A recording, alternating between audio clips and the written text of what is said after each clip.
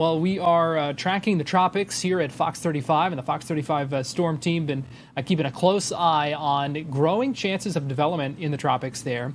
And we are going to bring in Fox 35 storm team meteorologist Noah Bergren joining us now from the Storm Center. And Noah, as I understand it, we're also about to get our first look at a brand new track of this storm.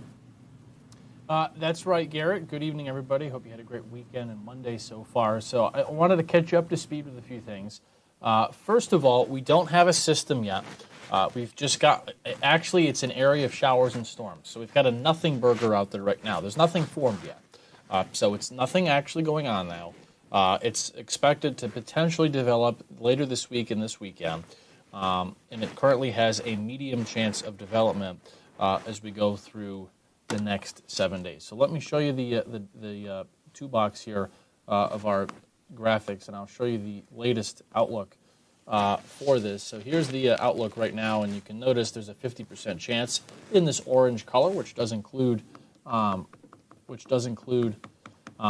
of Florida and the Bahamas this weekend. So we're watching for August 3rd to the 6th for impacts, if any. Now, I'm not expecting a couple of things. Not expecting the chance of a hurricane to hit Florida. I think that's extremely unlikely.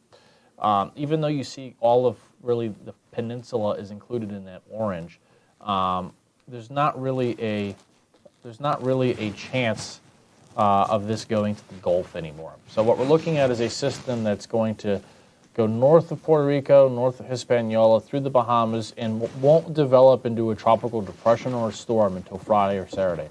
Now, once it's about where my mouse is, right over Nassau, whether it goes really close to the coast and then curves up to the Carolinas or just safely goes out to sea remains to be seen. Obviously, if something were to go pretty far out and curve away, it wouldn't do anything in central Florida, and even the beaches would maybe just get some rough surf. Now, some of the guidance says right over the Bahamas, a tropical storm forms. It doesn't make landfall, but comes pretty darn close to the Space Coast Saturday night to Sunday. That would give tropical storm conditions to our beaches, the I-95 corridor at some point Saturday night to Sunday. So that's kind of what I'm seeing right now as a potential range of outcomes. Let me give you what we call an ensemble here. So instead of a spaghetti plot, this is what we call an ensemble. So basically we take the computer model and we run it 50 different times in this case. So think of this, instead of polling 3 people for an opinion on something, we're polling 50, and we're taking the average. And of those 50 people, there are very different age groups and backgrounds and beliefs.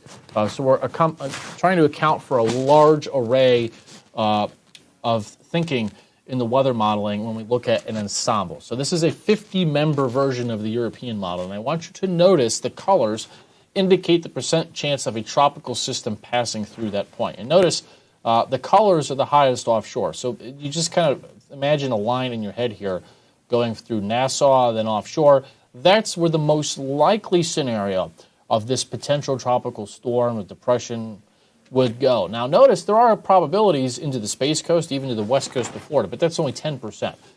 So in English, only like 1 or 2 models take the storm west of Florida, west of Tampa, and then into like the Big Bend. The majority are out here and then curve up towards North Carolina, but a decent number are still close enough to Indian River County and Brevard County Saturday and Sunday that we could have some more notable impacts. Maybe some beach erosion, maybe some tropical storm force winds at the beaches. So that's why I say you got to stay tuned, Garrett, because when it comes to a tropical system in meteorology, it's really hard to get into the nitty-gritty about it, its track, the specific impacts, when it hasn't even formed yet. And that won't happen at the earliest until Wednesday night or Thursday, probably more likely Thursday night. So that's why I say check back with us over the next few days. We'll know more once this thing starts to form. It's not going to really form again until late this week, but if we were going to feel any impacts in Florida, it would be Saturday into Sunday, and the best chance of impacts would be on the east coast of Florida. But again, whether it's something minor or something more significant for the East Coast, remains to be seen based on the track, which we won't know for a few more days. All right, Noah, thanks. Helpful to see that ensemble, I know, because we've seen some different things from the different models. So I appreciate you showing us that and giving us the latest information. Fox 35 Storm Team meteorologist Noah Bergren, we know you'll stay on top of that for us over the next week or so. Thank you, Garrett. All right.